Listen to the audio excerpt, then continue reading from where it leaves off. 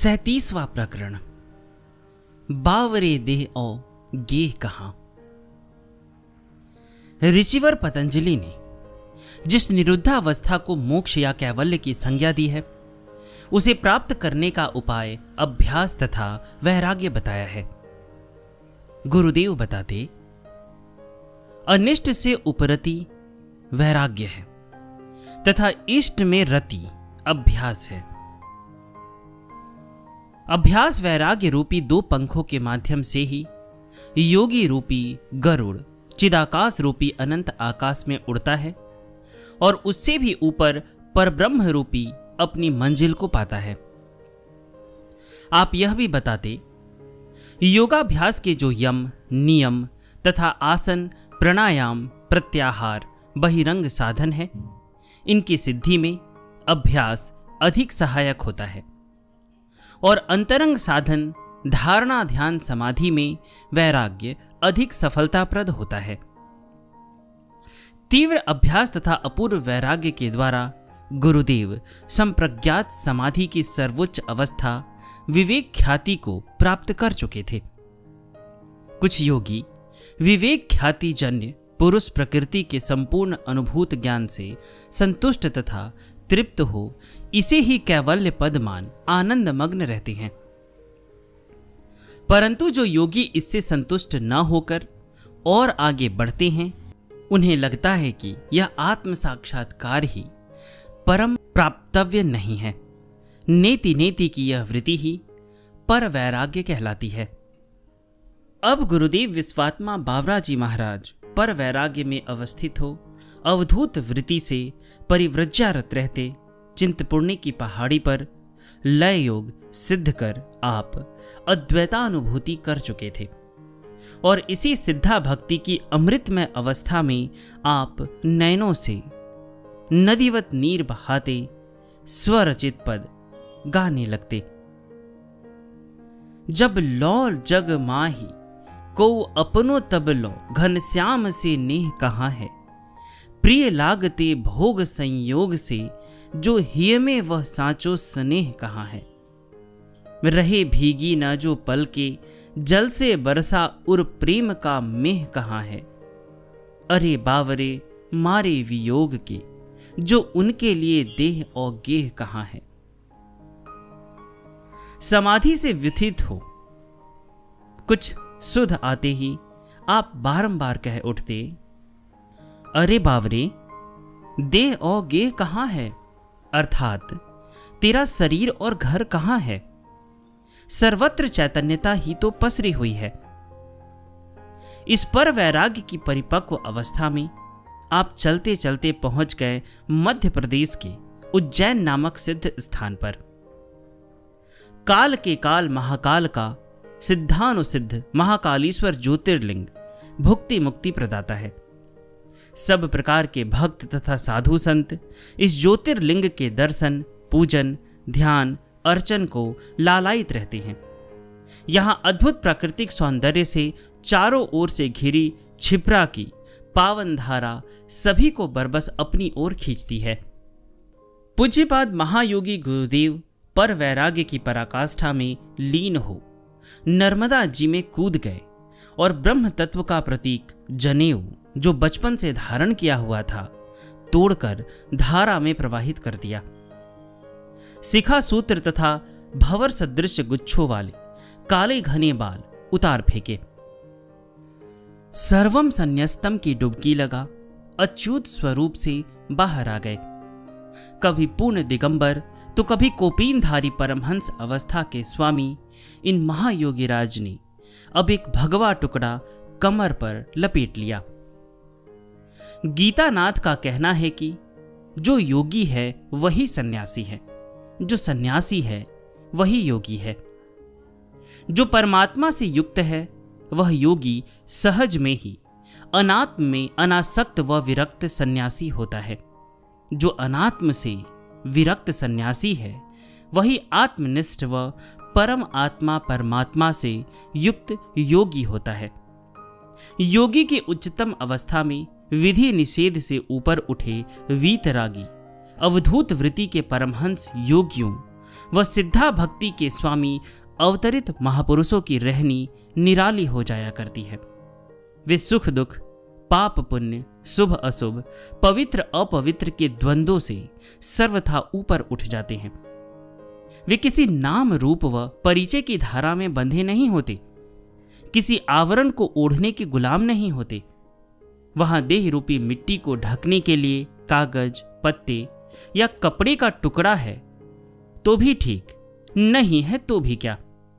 दिगंबर हैं तो भी ठीक, राजसी वेशभूषा है तो भी क्या फर्क पड़ता है। सिद्धा भक्ति की स्वामिनी मीरा ने पति की मृत्यु से स्वयं को विधवा नहीं माना। वह स्वयं को पतिम पति नाम परम पुरुष श्री कृष्ण की सदा सुहागिन कहते हुए गाती थी, कहो तो मुतियन मांग भराऊं, कह छिटकाऊं केस। अर्थात, हे मेरे श्याम, यदि तुम्हारी मर्जी हो तो मैं अपनी मांग में मोतियों की लड़ियां सजा लूं। यदि तुम कहो तो केस खोलकर सन्यासी वेश बना लूं। गोस्वामी जी ने कहा है, संत भगवंत अंतर निरंतर नहीं। भगवत स्वरूप संत भगवान की तरह सर्वसमर्थ होते हैं और स्वयं भगवान ही उनमें अवतरित होकर लीलाचरित करते हैं। ऐसे सिद्ध संतों के अपने संकल्प तो होते ही नहीं, भगवान स्वयं उनके माध्यम से कार्य करते हैं। परमात्मा के नित्य प्रवहमान आविर्तिरोभाव की क्रीड़ा में आनंद मग्न हो, ये मुक्त पुरुष अपनी ही मौज में रहते हैं। कोई दिगंबर हो मस्त बैठा है तो उनके अनुयायियों ने दिगंबरी संप्रदाय अपना लिया। किसी ने विविधता के झंझट को त्याग काले कंबली का टुकड़ा ही ओढ़ लिया तो काले कंबली वाले रूप से पूजित हुए। किसी ने निरंजन स्वरूप से श्वेत बना ओढ़ लिया तो श्वेतांबरी हो गए। किसी ने ब्रह्मांड की आत्मा विश्वात्मा सूर्य की जाज्वल्यमान अग्निवर्णी केसरी आभा को धारण कर लिया तो भगवाधारी सन्यासी की श्रृंखला चल पड़ी। तुलसीदास जी मानस में कहते हैं, सूर्य, अग्नि और गंगा, इनका संसर्ग गंदे अच्छे, शुभ अशुभ, पवित्र अपवित्र सबसे होता है,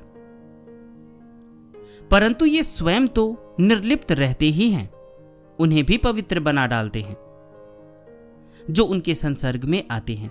इसी प्रकार भगवत स्वरूप संत सर्वसमर्थ होते हैं और उनके स्पर्श व सानिध्य में आए व्यक्ति, वस्तु, वाणी सभी स्वतः पवित्र हो जाते हैं।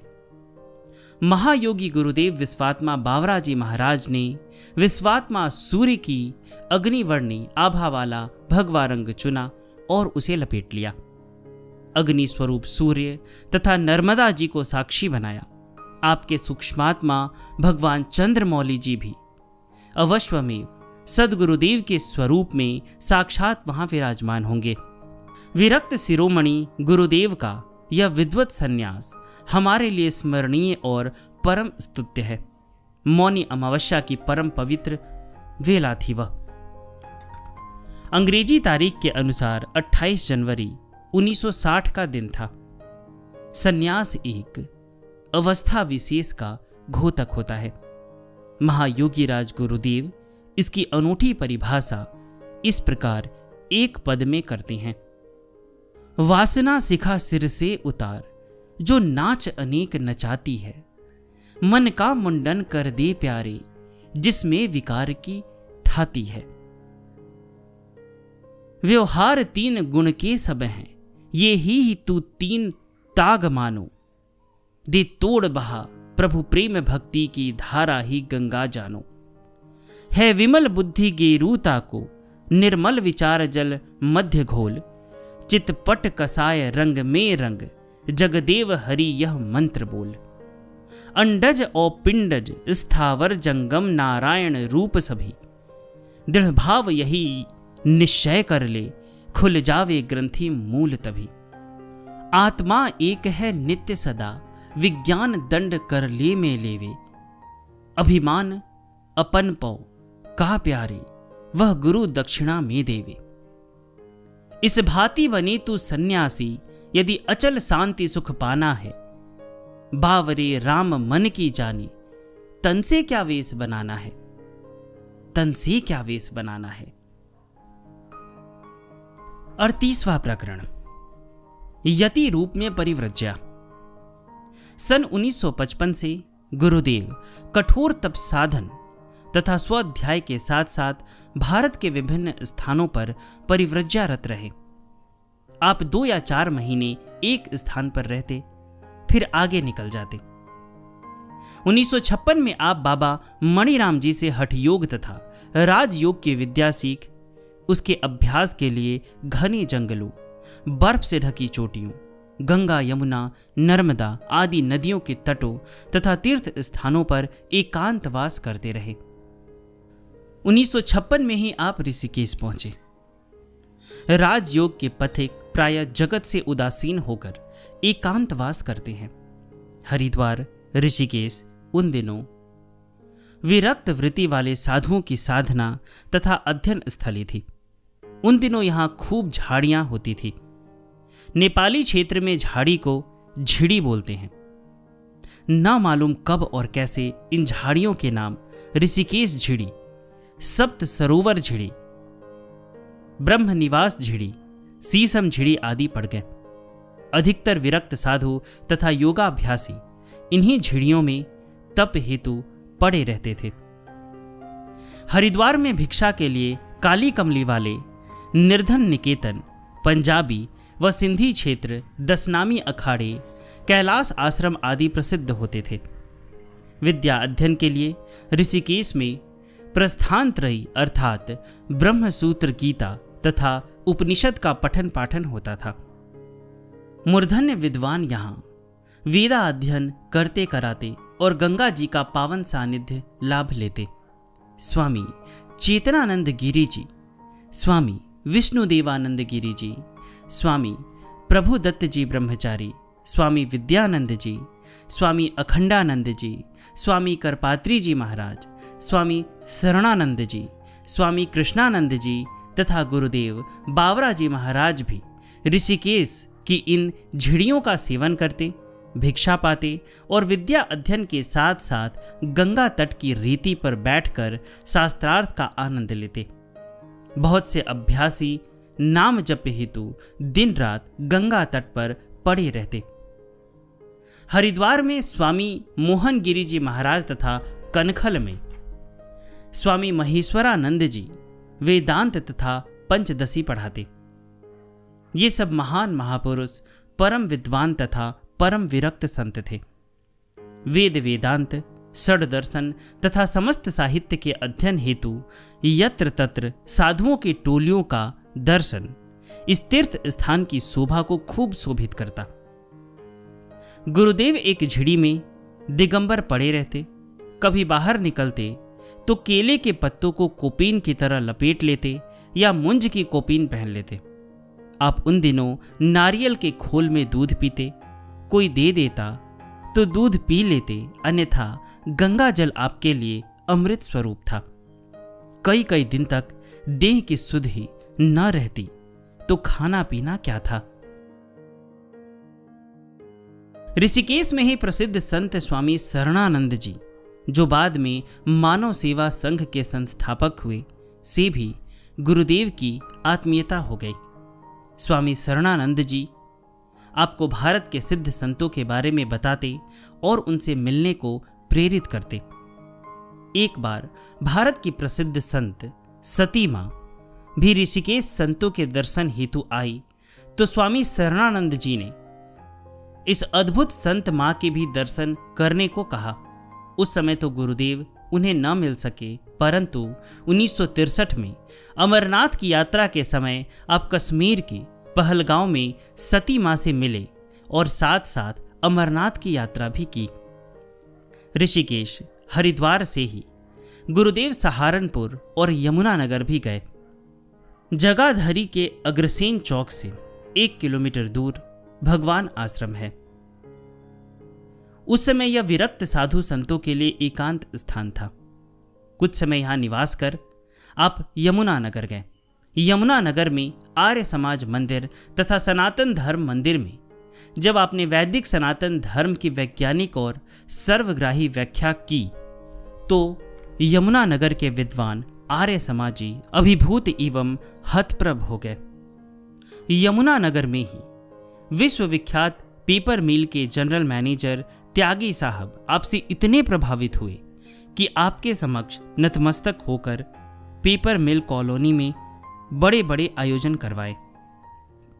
यहां आपके प्रवचनों की धूम मच गई। यहां भी आप रामचरितमानस का वैदिक पृष्ठभूमि में विवेचन करते तो हजारों आर्य समाजी तथा सनातन धर्मी विद्वान आपसे प्रश्नों का समाधान कराते, तृप्त होते और प्रणत होते चले जाते। लाला खरैती लाल मल्होत्रा, श्री हंसराज सलूजा, जनरल मैनेजर सहगल साहब जैसी हस्तियों ने आपका शिष्यत्व स्वीकार किया। सलूजा साहब कहते, Bawra ji is the ocean of wisdom. Yamunanagar गुरुदेव की कर्म भूमि के मुख्य स्थानों में से एक रही है। यहां के अनेक अद्भुत प्रेरक प्रसंग हैं जिन्हें बाद में प्रसंगानुसार वर्णित किया जाएगा। सन 1956 से ही आप प्रयागराज, इलाहाबाद, वाराणसी, भदोही, अयोध्या आदि स्थानों पर प्रवचन करते हुए असंख्य विद्वत समाज के जिज्ञासु लोगों की ज्ञान पिपासा शांत करते रहे। उनमें खूब सम्मानित होते गए। इन स्थानों पर आपके अनेक अंतरंग भक्त भी बनते चले गए। इनमें यूनिवर्सिटियों के प्रोफेसर्स, इंजीनियर, डॉक्टर्स तथा विद्यार्थी शामिल थे। आप स्थान स्थान पर सत्संग प्रवचन करते तथा नाम जप में भक्तों को लगाते चले गए। आप चलते फिरते, उठते बैठते प्रत्येक समय श्वास श्वास के साथ नाम जप की सीख देते। इससे संबंधित एक रोचक घटना है। नाम जप करने वाला आपका एक शिष्य एक महात्यागी के पास गया तो उन्होंने कहा, अरे तुम बिना शुद्ध हुए चलते फिरते प्रभु का पवित्र नाम लेते हो, यह तो पाप है। एक दिन वही महात्मा गुरुदेव को मिले और बोले, स्वामी जी, आप अपवित्र शरीर से पवित्र नाम जप में अपने शिष्यों को क्यों लगा रहे हो? वह महात्मा आचार्य संप्रदाय के थे। इस संप्रदाय में नियमों का विशेष ध्यान रखा जाता है। गुरुदेव बोले, महात्मन, आत्मा तो आकाशवत है, कभी अपवित्र नहीं होती तथा शरीर कभी भी पवित्र नहीं हो सकता। पवित्र अपवित्र तो मन बुद्धि होते हैं। गीतानाथ कहते हैं, मुझे अपनी मन बुद्धि अर्पित कर दो। सूर्य की किरणें विष्ठा पर पड़ने से अपवित्र नहीं हो जाती। हठ योग के द्वारा नेति धोती, कुंजल, शंख प्रक्षालन आदि क्रियाओं से शरीर को कितना भी शुद्ध क्यों न कर लो, वह मांस, रुधिर तथा मज्जा से संलिप्त ही रहेगा। गुरुदेव ने अपने एक पद में कहा भी है द्रव्य कारीगर नहीं पर कोठरी आली बनी, दो बूंद गंदे नीर से सब ठौर है लाली बनी, मलमूत्र मज्जा रुधिर तान समान सब अपवित्र है, तापर रुचिर पर्दा लगा यह खेल परम विचित्र है। शरीर के भीतर के मलमूत्र आदि की सोचे तो नाम जप तो कभी कर ही नहीं सकते, जबकि गीता में भगवान स्वयं कहते हैं, हे कुंती पुत्र, अनंत काल में जिस जिस भाव को स्मरण करता हुआ मनुष्य शरीर का त्याग करता है, वह उसको ही प्राप्त करता है, क्योंकि वह उसी भाव से भावित रहता है। अर्थात हर समय मुझे स्मरण करके कर्म करो। भगवान ने यह भी कहा है, अंत काल में जो मेरे को याद करके शरीर छोड़ता है वह मेरे स्वरूप को ही प्राप्त करता है, इसमें संशय नहीं है। आपने आगे कहा, परंतु यदि कोई व्यक्ति अंत समय में बीमार हो गया, बिस्तर पर पड़ गया, वह स्नान आदि नित्य कर्म न कर सकता हो, तो ऐसे में आपके अनुसार वह नाम जप कर ही नहीं सकता। ऐसे में यदि वह मरने से पूर्व नाम जप नहीं करेगा तो अंतमतीसा गति के अनुसार वह तो नरक में ही जाएगा। पुनः गुरुदेव दृढ़ शब्दों में बोले, मेरा यह सिद्धांत है कि आत्मा कभी भी अपवित्र नहीं होती और शरीर कभी भी पवित्र नहीं होता। मन, बुद्धि, अहम की सीमित भावना ही मल है, दोष है, विकार है। व्यापक दृष्टिकोण तथा भूमा भावना ही पवित्रता है। अतः नाम जप के द्वारा असीम व सर्वव्यापी परमात्मा के साथ स्वयं को जोड़े रखो। इसी का अभ्यास पवित्र बनाने में सहयोगी होगा। निरंतर परमात्मा को याद करो। हाँ, शरीर की स्वच्छता भी अनिवार्य है। स्नान आदि नित्य कर्म तथा नेति धोती आदि सठ कर्म शरीर तथा इंद्रियों को साफ सुथरा बना, निरोग, निरामय व स्वस्थ बना उसे इस योग्य बना देते हैं कि वह भोग व योग को साध सके। स्वच्छ शरीर ही बुद्धि को पवित्र करने की साधना में सहयोगी होता है। अतः शरीर की स्वच्छता आवश्यक है, पवित्रता नहीं। सकाम अनुष्ठानों में विधि विधान की आवश्यकता होती है, परंतु नाम सुमिरन तो प्रत्येक प्रकार की अपवित्रता को नष्ट कर देता है। इस प्रकार दोनों महात्माओं का संवाद स्वस्थ चिंतन में बदल गया। इस प्रकार आप परिव्रज्या के साथ साथ अनेक प्रकार से शिक्षा प्रदान करते रहते। मध्य प्रदेश में मैहर नामक स्थान पर मां शारदा पीठ का सिद्ध मंदिर है। वहां भी आप भगवती के साक्षात दर्शन करते हुए कई कई दिनों तक समाधिस्थ रहे। परिव्रज्यारत योगीराज गुरुदेव बिना किसी पाथेय के भारत भर में विचरते रहे। रेलगाड़ी या बस से जाना होता तो भक्त टिकट खरीदकर आपको चढ़ा देते। आप द्रव्य को तो छूते न थे। कई बार विचित्र घटनाएं भी घटित हो जाती। आप हंसते हुए आगे निकल जाते। एक बार ऐसी ही एक विचित्र घटना घट गई। गुरुदेव जिंद से कैथल जा रहे थे। एक भक्त ने टिकट खरीदकर आपको बस में बिठा दिया। रास्ते में सिमला गांव के बस स्टॉपेज से एक वृद्ध ग्रामीण भी बस में चढ़ गया। उसे कलायत नामक स्थान पर उतरना था। कंडक्टर उससे झगड़ने लगा कि वह बीच रास्ते में बस नहीं रोकेगा, न ही उसे उतारेगा। बेचारा बूढ़ा व्यक्ति गिड़गिड़ाने लगा। गुरुदेव को बुरा लगा। आपने कंडक्टर को कहा, इतना वृद्ध व्यक्ति है, कैसे चलेगा बेचारा? तुम्हारा क्या जाएगा? जरा सा बस को रोकना ही तो है। परंतु वह नहीं माना।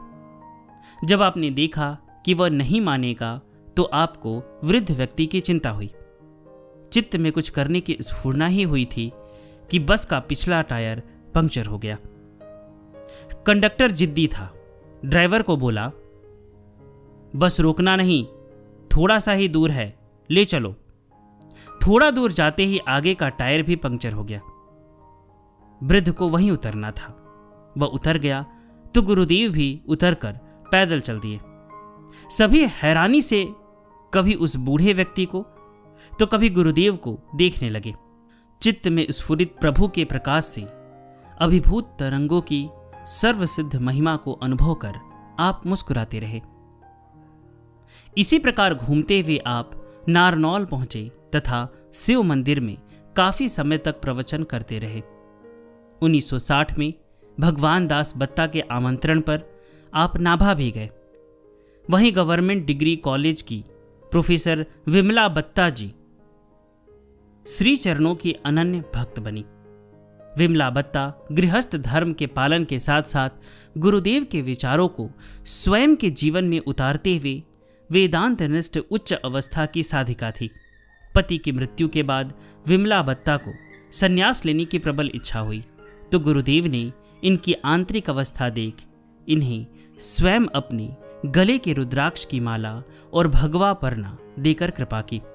इस प्रकार गुरुदेव यति रूप में सतत गतिमान रहते हुए परिव्रज्या के साथ साथ सत्संग प्रवचन के द्वारा जनमानस को शिक्षित करते रहे।